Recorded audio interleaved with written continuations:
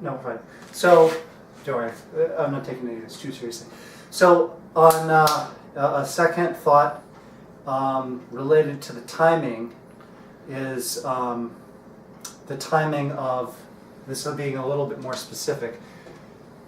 It's not just the timing, it's also the energy and the amount of weight that's put into a shot. And this is another example of, again, why I think there's a certain martial arts are based on one and not the others, and then that's a weakness. And I don't know why I'm creating, these are all like tertiary systems, all like threes. You know, you could probably break it up a lot more than that, I don't know, whatever. But, so using him, I'll be the puncher. The first one is basically a non-committed strike, where I basically, you don't even have to move, I'm not going to hit you, I'm just going to kind of use it. So, this sort of a thing, right? There's no real weight to this. That is to say, it doesn't mean it won't be hard. I mean, you could still, if you, I'm going to miss, so don't move, but you could still crack someone's nose with it or whatever. I'm not saying it's not hard, but I'm not putting my body weight into it. It's non-committal. It's either meant to just dig into him and maybe hurt him a little bit, or it's meant to elicit a response. I mean, it can be, usually it's the jab, but it doesn't have to be the rear hand. It can be any shot.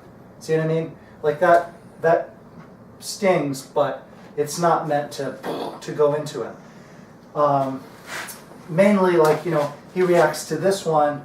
So did you actually react to this one? He reacts to this one, and then see, so I got him to put his hands up. My real target was to drill in here. Or, you know, he reacts, boom, right? Simple things like that. So the second one is something you probably won't see a lot other than karate people or someone who's trained in different martial arts, but it's one where I throw and I retain control of my balance, but it sort of holds itself out there. Now, you could say that that's bad. It may not be. It depends. But whatever. The point is that it comes out, it holds, and it has a strong structure, but I don't really throw my weight into it. So, like, if he tries to manipulate me here, there's not a lot. I'm not really giving him a lot, because that's the whole thing. I almost want him to try to manipulate me, and then I'm going to keep firing. So it kind of relies on having a strong structure here to create, you know what I mean? Like he tries that, boom, that's, you know what I mean? That's what I wanted. And the third one is, you see a lot in traditional martial arts, and a lot of traditional martial arts techniques are designed to work against this kind of shot. And it does kind of make sense because you'll see it a lot. It's a very natural action that's sort of embedded in us genetically or whatever, probably genetically from God knows when. And that is a committed shot where I throw my weight in. And if you're right-handed, it's going to be the right hand, and it's almost always going to be looping. It's probably, but it might be straight, but I wouldn't count on it. It's probably going to start with the back leg. Again, these are a lot of probablys. Anytime you get lots of probablys, it doesn't make me very comfortable. So, but still. So this would be this sort of a thing, right? I throw my weight into it. And the reason you're going to see that is because, think about it. If I know that the police are going to come in 30 seconds, or his buddies are going to intervene, or, you know, again, you know, my girlfriend's going to show up and she's going to be pissed that I just beat the crap out of this guy because he, you know, yeah, because he's so sweet. Because she wanted him in the first place.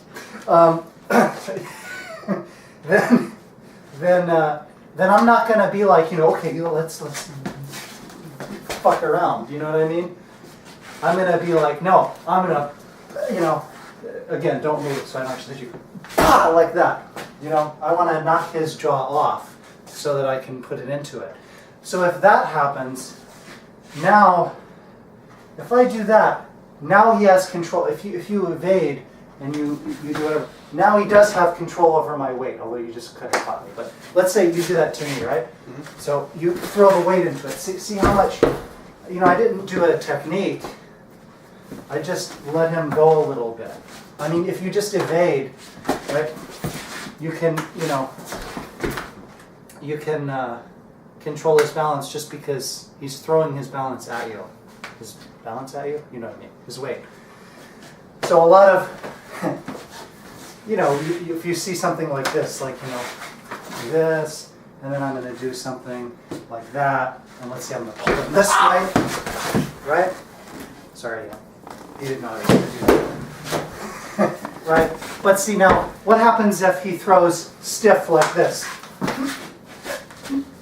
Well, I kind of got it to work, but it's not very efficient because I don't have any momentum.